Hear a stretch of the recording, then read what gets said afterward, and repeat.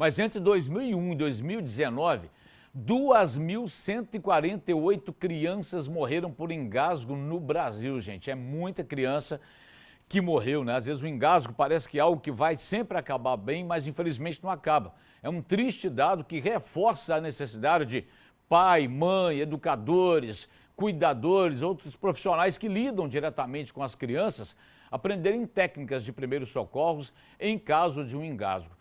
Aqui na região dos vales, houve vários casos de bebês sufocados por alimentos, leite materno principalmente, crianças que foram socorridas por bombeiros militares, policiais militares.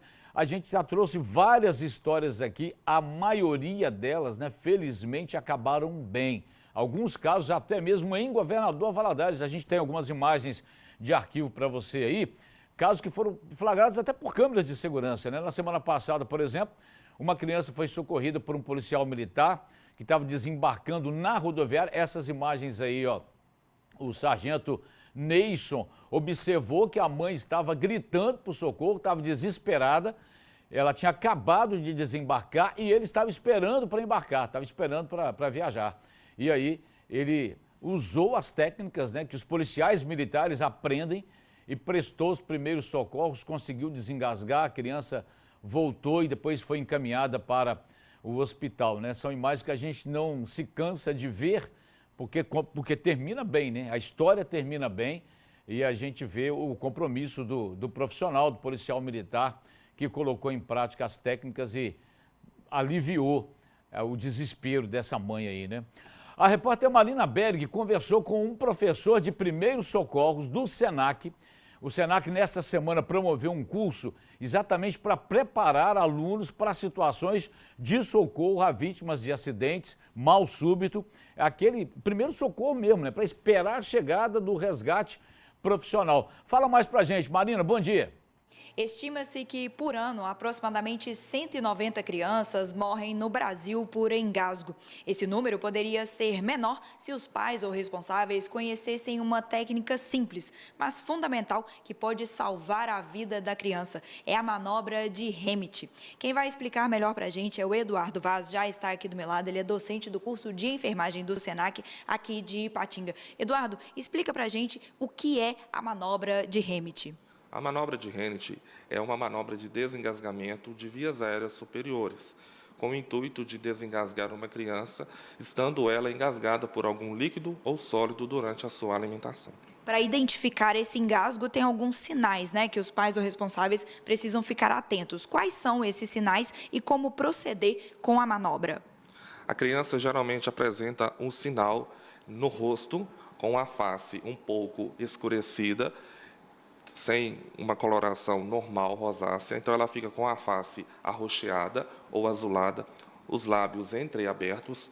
Se ela apresenta sinal de tosse ou de choro, o importante é que não se faça a manobra, porque ela já está tentando desengasgar por si própria. Porém, se ela fica sem sinais de tosse ou choro, é preciso pegá-la no colo, colocá-la na posição de barriga para baixo, com a cabeça abaixo do tronco e as pernas entre o nosso antebraço e os nossos dedos na mão, na boca, para não deixá-la fechar, e manter as 5 compressões na parte torácica posterior. Essas 5 compressões devem ser feitas com uma força moderada para evitar traumas na coluna da criança. Se mesmo assim ela não corresponder, qual é a orientação? A orientação é sempre voltar com a criança para a nossa frente, visualizar se ela recobre os sentidos ou ainda se ela está respirando. Se assim não estiver acontecendo, nós iremos iniciar a manobra de reanimação cardiopulmonar, que é a introdução dos 2 dedos entre o tórax da criança e o abdômen, bem na linha entre os mamilos, e manter uma compressão precisa durante 5 vezes. Após essa compressão de 5 vezes, retornamos com ela para o colo e observaremos se ela vai recobrir a consciência. No caso da criança ainda não corresponder, aí sim a orientação é chamar realmente os bombeiros ou o atendimento médico de emergência. Sim, a orientação é sempre colocar a emergência em primeiro lugar. Então, a gente entra em contato com o SAMU pelo 192 ou o Corpo de Bombeiros Militar pelo 193. Muito obrigada pela aula importantíssima para salvar as nossas crianças, Eduardo. Marina Bering para o Inter TV Notícia. Valeu, Marina, muito obrigado. Então é importante demais a gente ver e rever essas técnicas, né, para tentar aprender esses primeiros socorros. Isso faz toda a diferença mesmo.